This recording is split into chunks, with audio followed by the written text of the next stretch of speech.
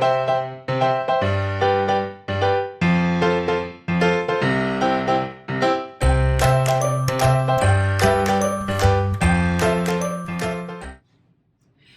third graders. I'm so excited to see you again here today, here in my makeshift music room in my house. I'm so glad that you were able to join me as we continue to learn music from you and your house and me and mine. And so today we are going to focus on learning how to read our lines and spaces on the treble clef.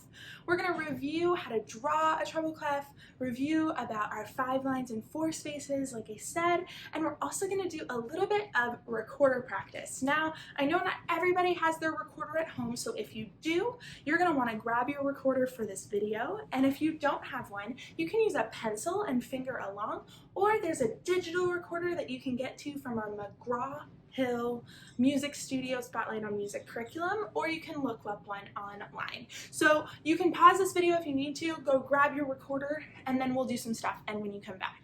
The staff has 5, it has 5 lines, E, G, B, D, F, E, G, B, D, F, and in between the lines it spells the word face, F-A-C-E, they spell the word face. That's just a little fun song for you to learn to remember how those lines and spaces go. E, G, B, D, F for the lines and F-A-C-E for the spaces. And so there's a couple different ways that we can remember that. And so you can check out the music show. They have a really great way to remember with the lines and spaces, baby. So I hope that you'll check that out.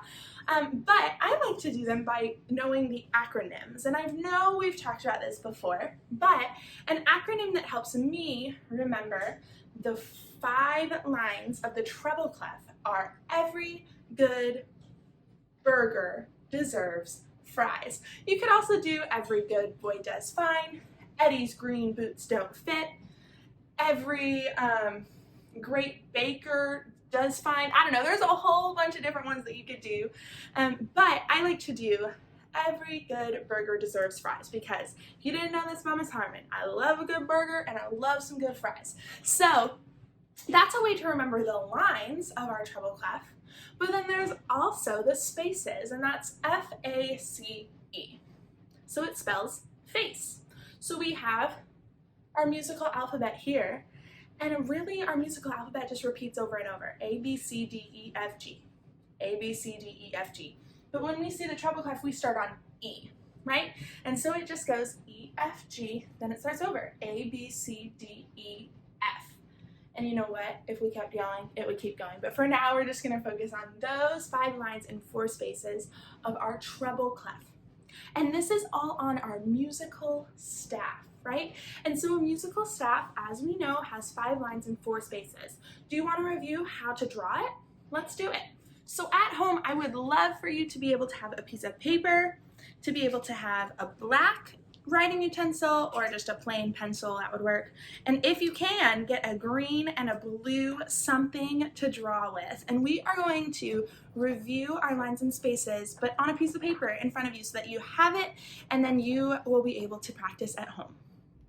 So on your paper, you're gonna draw 5 lines, and we're drawing 5 lines because we have to start with 5 lines to create our musical staff. The musical staff always has 5 lines, and then it has 4 spaces in between. So do you see my 5 lines? Awesome. Now we're gonna review how to draw the treble clef. So you're gonna take the second line, and that's where your treble clef will start. And a treble clef looks like a G a little bit, but it's kind of funky. Watch Miss Harmon do it. Just like that. So I start here, I go around and up, and then back down, and it's got a little tail. I know it's kind of hard to do, so you can practice a bunch on the back of this paper if you want. See, those aren't as pretty as my other ones. Cool. Then we're gonna review the lines and spaces. Remember, the lines have Eddie's green boots don't fit. And let's use our green to make our Eddie's green boots don't fit. So let's start at the very bottom, and we're gonna put an E for Eddie's. Then we're gonna go up 1 for green.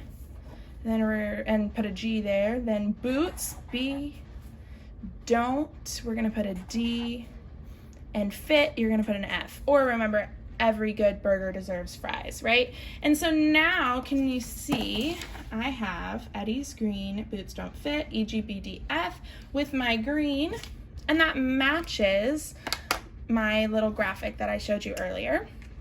And then we also are going to put things in between. So what comes after, or what comes in these spaces, right? We always start from the bottom, and we've got F, we put our face in the space, we got F, A, C, E, right? So we have F, A, C, E, and that works because our F comes after E, and then remember, G is the end of our musical alphabet, so then I'll just go A, B, C, D, E, F, and we're gonna stop there for now.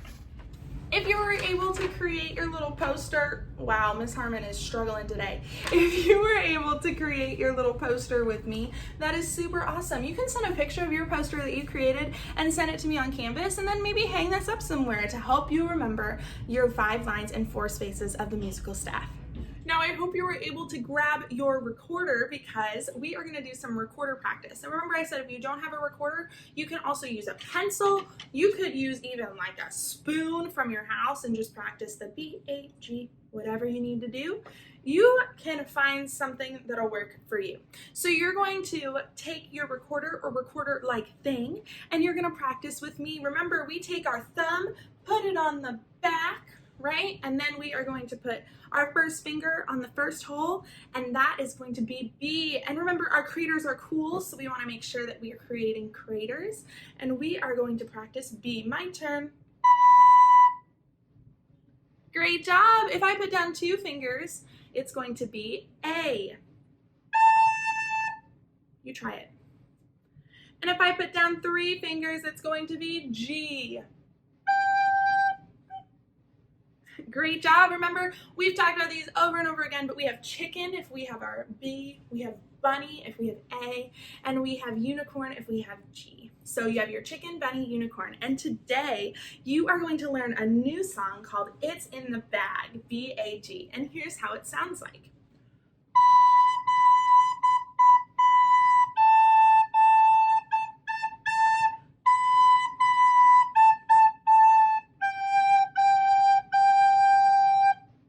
So if you remember our amazing 6 steps to reading music, you should be able to figure out what this is and practice along at home. So the music is on Canvas that you can practice with, but we'll review super quick. So it starts with some B's and it sounds like this. My turn, then your turn.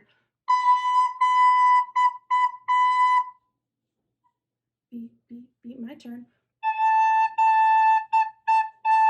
A, A, A, A, A. Then it goes back up to B. Back down to A.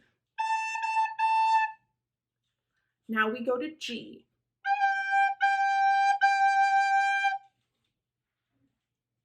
So that's the whole thing broken down a little bit. If you've got it, you can practice with me. If you need to practice a little bit more, just pause the video, and then when you think you've got it, you can practice with me. Let's do the whole thing.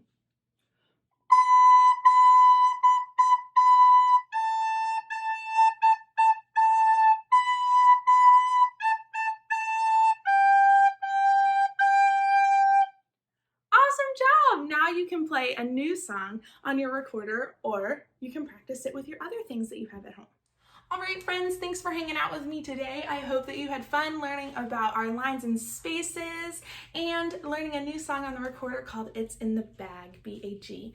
It was great reviewing those things with you, and I cannot wait to see you soon. I hope that you have a great week. I miss you lots. Bye.